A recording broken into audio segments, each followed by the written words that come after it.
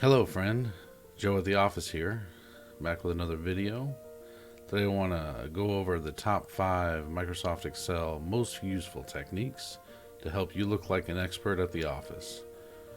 So often I'm asked to come help with a spreadsheet or work on a quick spreadsheet to deliver some information about product sales, dates, data, anything. And I've noticed some of the techniques that I use the most, and people are always, well, not always, but most of the time amazed by them, are number one, crosshairs. So crosshairs, there's a couple crosshairs. This is the big white crosshair here over the A2 cell, and it's for selecting. So it selects cells. But the plus sign crosshairs, the little black crosshair, is for copying data or replicating or creating a series of data. So if you were to select both of these cells for the numbers 1 and 2, and then the crosshair, and then click and drag down, it will continue the series of numbers down by 1 through 10, and as far as you want to go. If, for example, you were to grab this 80 and 90 cell, it would count by tens. It would complete the series of the cells you collect, so or select. And here by 50s, it would do the same thing. Click and drag it down, and you have a series of data that is starting at 150, counting by 50s. This works for dates as well. If you have one date and you just select it, it will continue incrementally one day at a time to do the dates. If you're to select 2, it'll do the same type of thing. I usually recommend using 2 cells to do the replication or complete the series, because in some data cases, just choosing 1 cell and replicating that way might return unexpected results. So it's always a good idea to use 2. And this does the same type of thing. Say we're doing the same day of the week, 7 days apart. It will count by those 7 days and show you. So a very useful tool, crosshairs. And when you're dealing with text or strings, selecting 1 field will just copy the data, so you have white.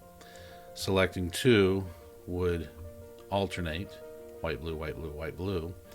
And the same type of behavior would be for selecting 4, white, white, blue, blue. It'll do white, white, blue, blue, white, white until you stop.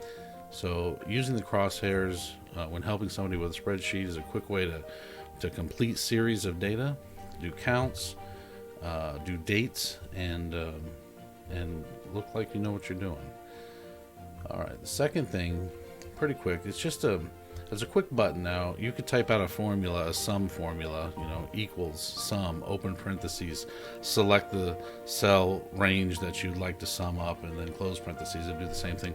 But this AutoSum button has a couple rules associated with it, but if you just select it, it'll write that code for you, and then hit enter, and it'll show you the sum of these values. So most importantly, you have to be in an adjacent cell or in a logical cell placement for this. So if we're 1 cell down from the bottom of the series and we hit auto cell, it will in fact select that and include this for any future values that you want to add. You hit enter. So I want to do it that way, but it also works this way. If you wanted to do this and add these 3 cells together, it will do that. And then you can use the crosshair trick. You can sum them all up here, and then you can get a quick sum of all of the sums, so you know what all the numbers in the table are worth. Maybe this is a quantity of products sold over multiple day period, so you know this is how many you sold of these 3 products or whatever. So using that auto sum button, very quick, will give you the number, and if people don't know about it, and they often don't, it again makes you look like you know what you're doing. So sometimes people have a small, a table of data, a small table of data where they have column names and row values, And this is exactly the default. If you just were to type in these values into Excel, this is how it would look. Well, this isn't very presentable. If you're going to print this or you're going to send it to somebody, you want to make it look a little bit better. So you at least want everything to be wide enough. So selecting the whole table by clicking here and then double clicking on any one of these will increase the size of the column, the width of the column, to your widest value. And likewise, if you had multiple a row that had multiple lines of data and you were to double click here, then it would expand the row to show all of your data. But that's not enough. Just being able to see the data, that's good, but that's not really presentation quality. I also do things like I'll highlight the top row, the column names, if you will, with maybe a gray. I'll select the whole table and do borders, like all borders, so that it looks a little bit better. It's a little bit more presentable, a little bit more readable. If you want to, you can select the column names and make them bigger. And then once again, you could select the 3 columns, double click, and it'll increase the size of them to make sure that the text inside the field is readable in all fields. So quick format, also using, if you want to highlight something, maybe not on this table, but if you want to highlight something that's important, like maybe the cost of beach balls, the price per unit is too low, and you want to bring that to your manager's attention or somebody's attention, you could highlight the text, or color the font of the text in red, maybe bold it, certain things like that. So it's always important to present your data, if you're showing it to somebody, in a readable fashion that's aesthetically pleasing, or at least readable. Sort.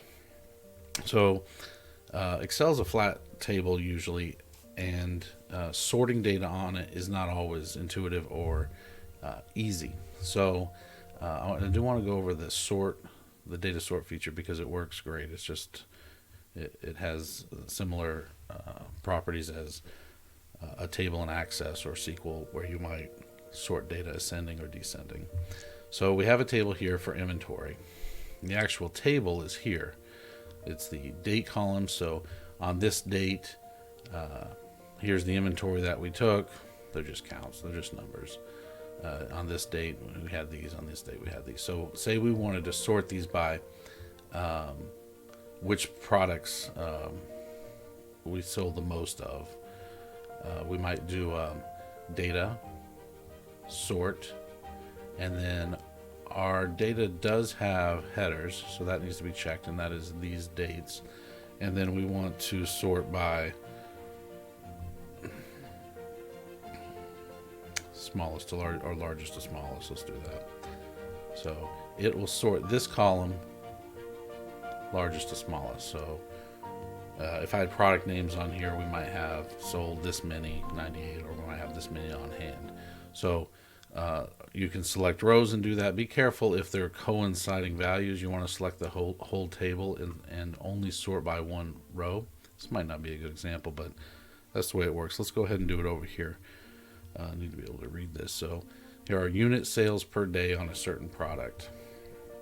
I want to know of these 21 days, which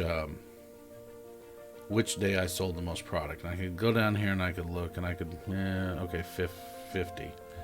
But if I want to quickly see that and show it in order of which day we sold, then I would choose the data sort on the ribbon. It has headers, and then choose product sold, largest to smallest, and then I could see that on January 20th of 2020, we sold 50 of these products. Our second biggest day was on the 8th. Maybe we can start to do some analysis on data then. But using sort correctly is important. So making sure that you select the whole table. If you're selecting the column headers as well, make sure that box is checked, and then sort by ascending or descending, or smallest to largest, largest to smallest. Working with data in Excel, especially in finance, and retail is going to be very helpful in the work that you do. The third thing, or the fifth thing I want to talk about was conditional formatting. We have the same table here that we were just working with.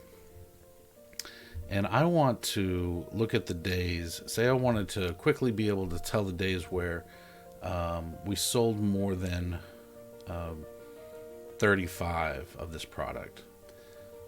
So to do that, I would select the quantities sold, the products sold, and go back to home, conditional formatting, highlight cell rules, anything that's greater than 35 is what I said, I believe, and we'll fill them with red, and it'll preview what that would look like. So now I can see all of the days where we sold more than 35 products, and when presenting this data, I can make any point that I want based on here are the facts of the data, and it's nice and highlighted. So maybe I need staffing up these days,